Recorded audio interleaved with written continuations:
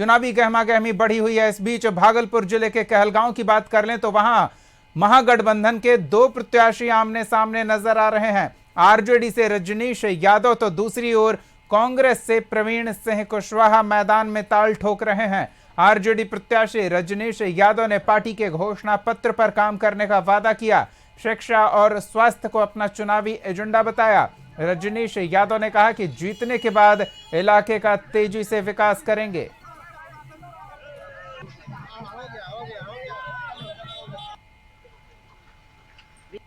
क्षेत्र की मूलभूत समस्या है इस क्षेत्र का। हमारे पार्टी का जो मैनिफेस्टो है शिक्षा स्वास्थ्य, पहला प्राथमिकता हम लोग का मूल रूप से वही रहेगा। किससे आपकी टक्कर किन्हीं से नहीं, अब तो मान के चलिए राजनीति अखाड़ा है, लड़ने वाले दो लोग रहते हैं। अब वो दो लोग हैं, अब आगे आने वाले समय में आप लोग को पता चलेगा। प्रवीण जी को साथ ले नहीं, देखिए गठबंधन के पार्ट है तो साथ लाना ना लाना तो हम लोग ने तो शुरू में भी कहा था कि हम जहाँ भी जनसंपर्क पिछले 6 महीने से कर रहे हैं, हम तो एक ही चीज कहे कि प्रत्याशी कोई भी रहे गठबंधन के लिए काम कर रहे हैं हम लोग। अब मान के चलिए हमने उनके लिए भी प्रचार किया।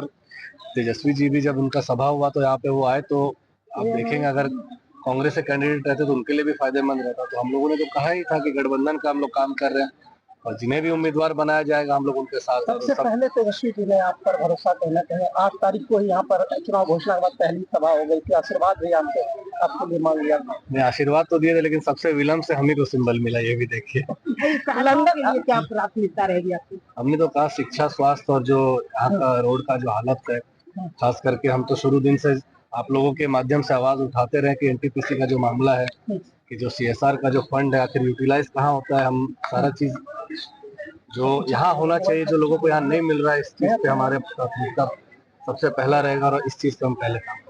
इस तरह रात्रि 1 बजे में संबल मिला और जो उम्मीद लगाए लोग बैठे हुए थे, लोगों का अरमान पूरा हुआ।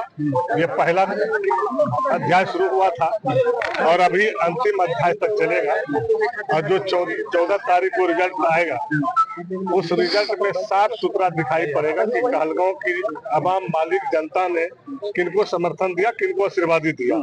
अभी मेहनत करने का समय है, अभी बहुत सारे पहलवान अखेड़ा में आएंगे। कुश्ती तो सबको लड़ना है, अब उस कुश्ती में ये देखना है कि सबसे मजबूत पहलवान कौन है और कौन जो है बढ़िया बाजी मार सकता है, ये जनता को तय करना है, जनता पे छोड़। भाई देखिए उनकी पार्टी का है, इंडिया गठबंधन की पार्टी का है, इंडिया का तो है नहीं। ये इंडिया को तय करना है। नीतीश जी क्या बोल रहे हैं, मान लिया अमित शाह जी क्या बोल रहे हैं, नरेंद्र मोदी जी क्या बोल रहे हैं, वो उनकी दल की समस्या, उनकी दल की बातें हैं। लेकिन नीतीश जी को इसमें सोचना चाहिए कि कहीं ना कहीं उनके साथ खेल होने वाला है। मूलभूत